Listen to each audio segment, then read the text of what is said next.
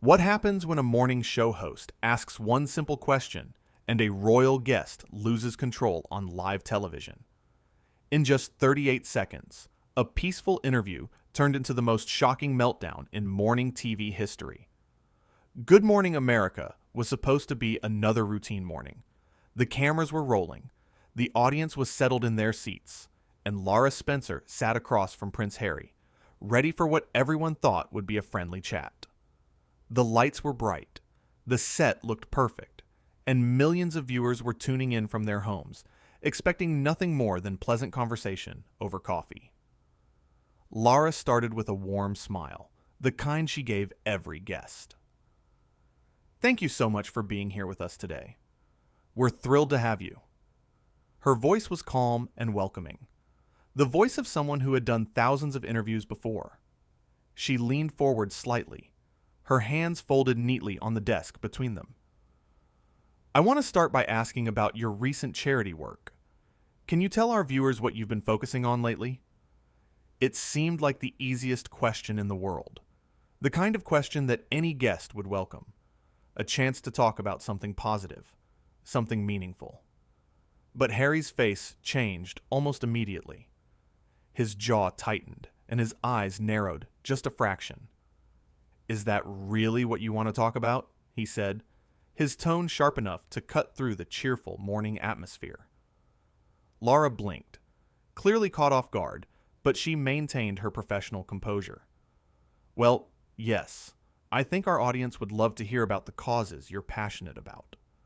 She kept her smile in place, trying to steer things back to safe ground. "Your audience," Harry repeated, and there was something mocking in the way he said it. "You mean the people who sit at home and judge everyone else's lives? Those people?" He shifted in his chair, and the movement was aggressive, uncomfortable to watch. The studio went quiet. You could feel the tension spreading like a cold wave. The crew members behind the cameras exchanged nervous glances. The audience stopped their quiet murmuring. Everyone sensed that something was going wrong, but nobody knew how to stop it. Lara's smile faded, just slightly, but her voice stayed steady. "I'm not sure I understand what you mean. We're just here to have a conversation." She was trying so hard to keep things civil, to give him a way out of whatever strange mood had taken hold of him.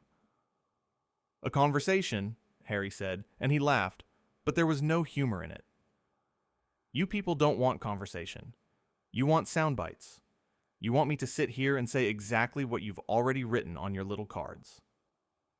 He gestured dismissively at the notes on Lara's desk. "You want me to perform like some trained animal." Lara took a slow breath. "I can assure you that's not what this is about. We genuinely want to hear your perspective." Her professionalism was remarkable. She wasn't getting defensive. She wasn't matching his energy.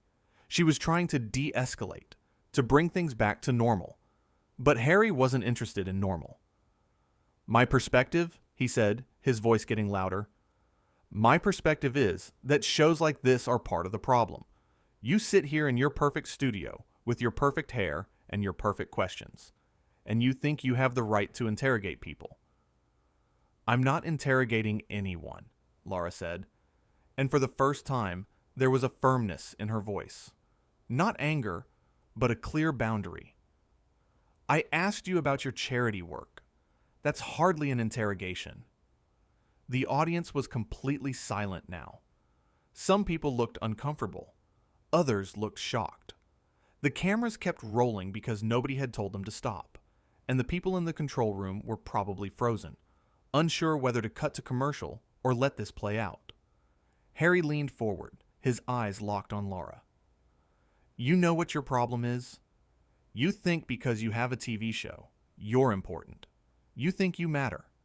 But you're just another talking head, reading words someone else wrote for you." Lara's expression barely changed, but you could see the hurt flash across her face for just a second before she controlled it.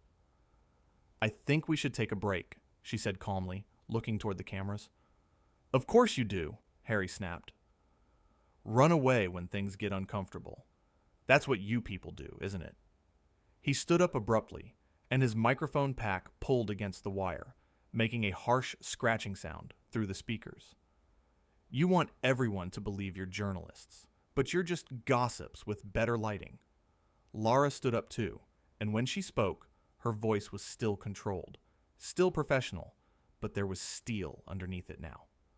I have treated you with nothing but respect since you walked onto this stage.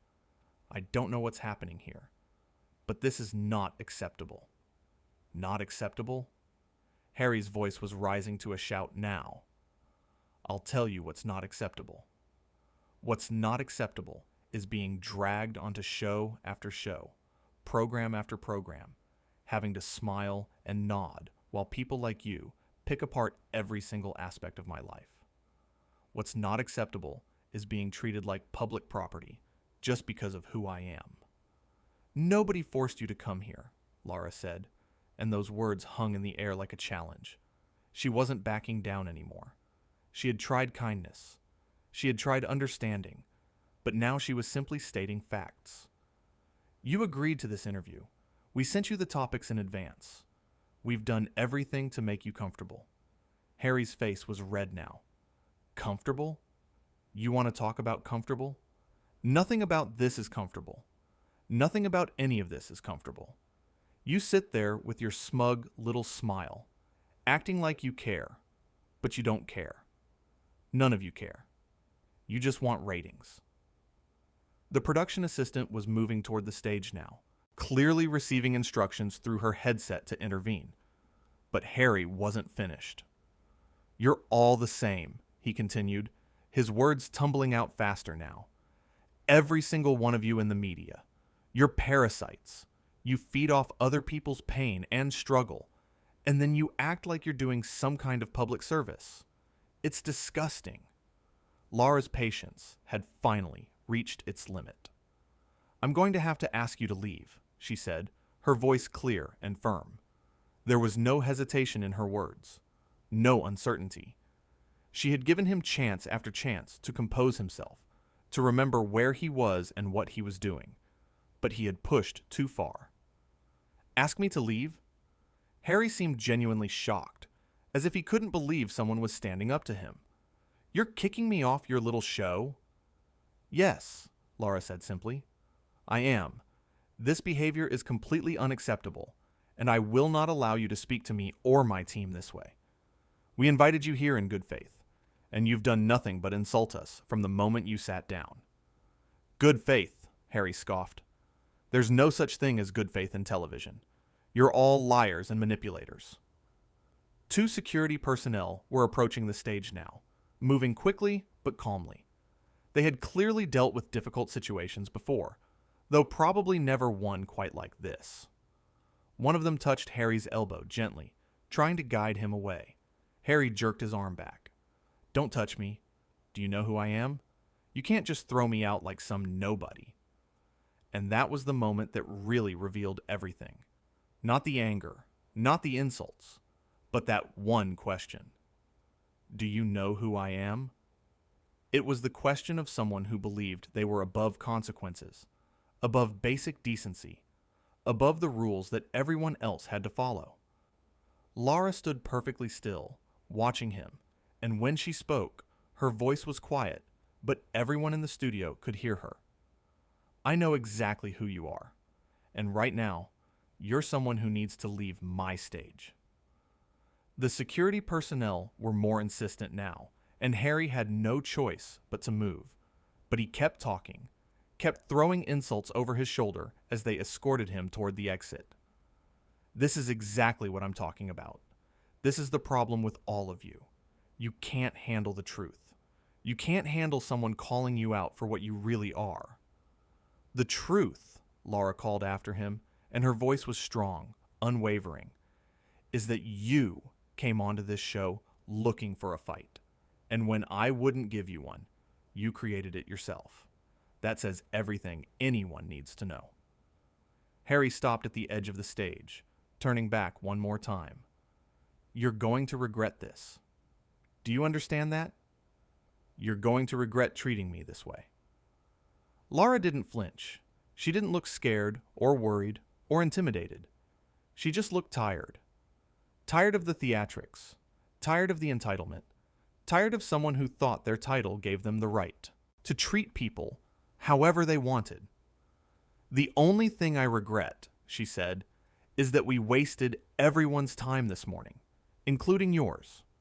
And with that, Harry was gone, escorted through the side exit, his voice still echoing through the studio as he continued his rant even out of view. The audience sat in stunned silence. Nobody knew what to do. Nobody knew if they should clap or stay quiet, or just pretend they hadn't witnessed what they'd just witnessed. Lara turned back to face the cameras. She smoothed her jacket, took a breath, and when she spoke, her voice was remarkably steady. "We're going to take an unscheduled commercial break. When we come back, we have a wonderful cooking segment you're not going to want to miss." The red light on the camera blinked off, and the moment it did, the entire studio erupted into chaos. Producers rushed onto the stage. People were talking over each other, everyone trying to figure out what had just happened and what they were supposed to do about it. The audience members were standing up, talking amongst themselves, their phones already out, already texting and posting about what they'd just witnessed. But Lara just stood there in the middle of it all, quiet and composed. One of the producers approached her, asking if she was okay, if she needed anything. She shook her head. "I'm fine," she said. "Let's just get through the rest of the show." Because that's what professionals do. They don't let tantrums derail them. They don't let entitled guests ruin the show for everyone else. They take a breath, they compose themselves, and they keep going. In the control room, the director was already on the phone with the network executives. The footage was being reviewed. Decisions were being made about whether to address what happened when they came back from commercial, or just move forward as if nothing had occurred. It was unprecedented. In all the years of morning television, nobody could remember anything quite like this. The makeup artist approached Lara during the break, offering to touch up her makeup, but Lara waved her off. "I'm okay," she said again. "Really, let's just focus on the rest of the show." And that's exactly what she did. When the cameras came back on, Lara was smiling again. Not a fake smile, not a forced smile, but the genuine smile of someone who loved her job and wasn't going to let one bad guest ruin her day. She introduced the cooking segment with the same enthusiasm she brought to every show, asked thoughtful questions, laughed at the chef's jokes, and made sure that the audience at home got the quality content they had tuned in for. But everyone knew what had happened. The clip was already spreading online, being shared and reshared, analyzed and discussed. People couldn't believe what they had witnessed. A guest on live television having a complete meltdown, attacking a host who had done nothing wrong, revealing himself to be exactly the kind of entitled, thin-skinned person that nobody wanted to defend. The other guests scheduled for that morning watched the incident on monitors backstage. They saw how Lara handled it, how she maintained her professionalism even when being insulted, how she set clear boundaries and enforced them without losing her temper. They saw what real grace under pressure looked like. When the show finally ended, when the cameras stopped rolling and the audience filed out, Lara sat down in her chair for just a moment. The adrenaline was wearing off now, and she could feel the weight of what had happened settling on her shoulders. It wasn't that she was upset about the insults. She had been in television long enough to develop thick skin. It was the sadness of watching someone self-destruct so publicly, so unnecessarily. One of the producers sat down next to her. "That was incredible," he said quietly. "The way you handled that. I don't know many people who could have stayed that calm." Lara shrugged. "What else was I supposed to do? Match his energy? Start yelling back? That's not who I am, and it's not what this show is about." "Still," the producer said, "you should be proud of yourself. You set a boundary, you enforced it, and you didn't let him drag you down to his level. That's leadership." Lara smiled, a real smile this time, tired but genuine. "I just hope people understand that we tried. We really tried to have a normal conversation. but you can't reason with someone who doesn't want to be reasoned with. The crew was breaking down the set around them, coiling cables and moving equipment, the usual organized chaos of a show wrapping up. But there was an energy in the air, a sense that everyone had been part of something significant, something that would be talked about for a long time. In the dressing room area, someone had already put together a rough cut of the incident, just the key moments. Lara watched it back once, just to see how it had actually looked on camera, and what she saw confirmed what she already knew. She had given him every opportunity to compose himself. She had been patient, professional, and respectful right up until the moment when she had no choice but to take action. The head of the network called her personally to check in. "Are you all right?" he asked, genuine concern in his voice. That was quite a situation. "I'm fine," Lara assured him. "Honestly, I'm more concerned about the message it sends. That kind of behavior, that sense of entitlement, it's not acceptable from anyone, regardless of their title or status." "You handled it perfectly," he said, "and I want you to know, we stand behind you completely. You did exactly what needed to be done." As the day went on, support poured in from colleagues, from other hosts, from people in the industry who understood how difficult that situation had been. Messages arrived praising her composure, her professionalism, her refusal to be bullied or intimidated. People recognized what she had done not just as good television management, but as a statement about respect and boundaries. The audience members who had been there that morning were posting their own accounts online. They described the tension in the room, the shock of watching someone lose control so completely, and their admiration for how Lara had handled it. "She never raised her voice," one person wrote. "She never insulted him back. She just calmly and firmly told him his behavior was unacceptable." That's real strength. Back in her office, Lara looked at the schedule for the next day's show. More guests, more interviews, more segments to produce. Life went on. The show went on. That's what you did in this business. You didn't dwell on the difficult moments. You learned from them. You grew from them. And you moved forward. Her assistant knocked on the door, bringing in a cup of tea. "Thought you might need this," she said with a sympathetic smile. "Thank you," Lara said, accepting the mug gratefully. "You know what the strangest part is? I genuinely wanted to have a good conversation with him. I thought we could talk about meaningful things, about the work he's doing, about the issues he cares about. I went into that interview with nothing but good intentions."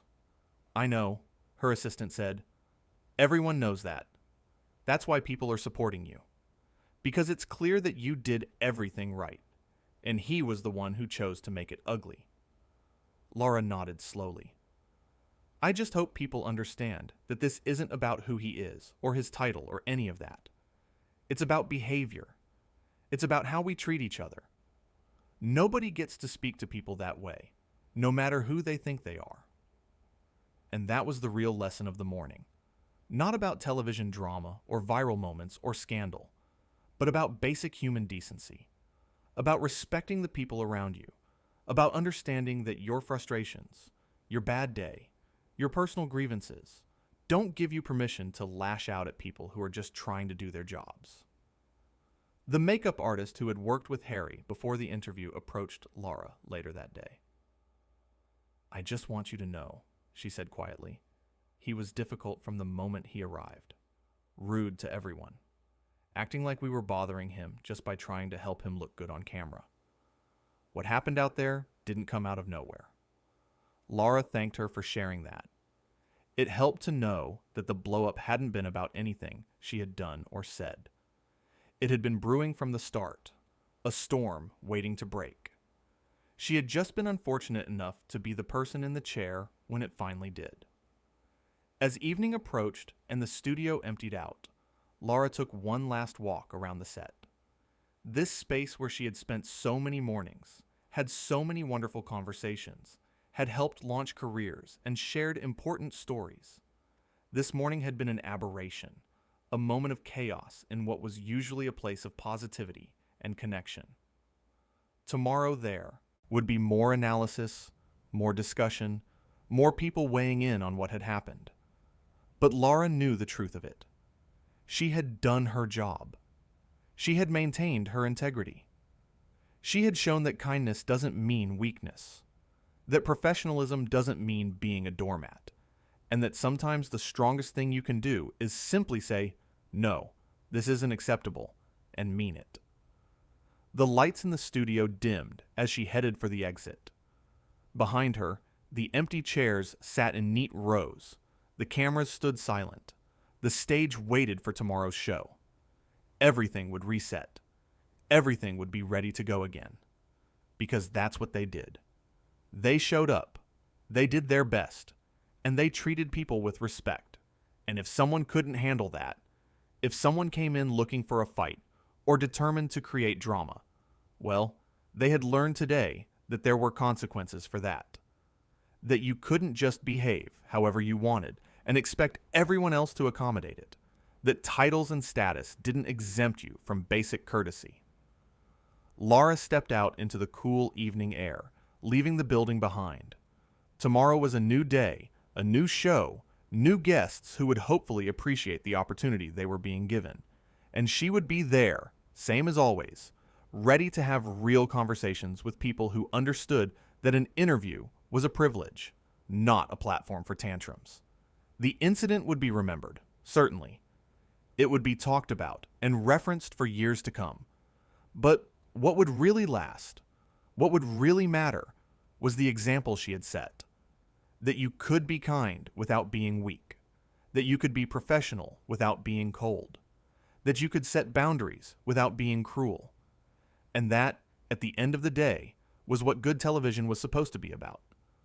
Not manufactured drama or orchestrated conflicts, but real moments between real people, handled with grace and integrity, even when things went wrong.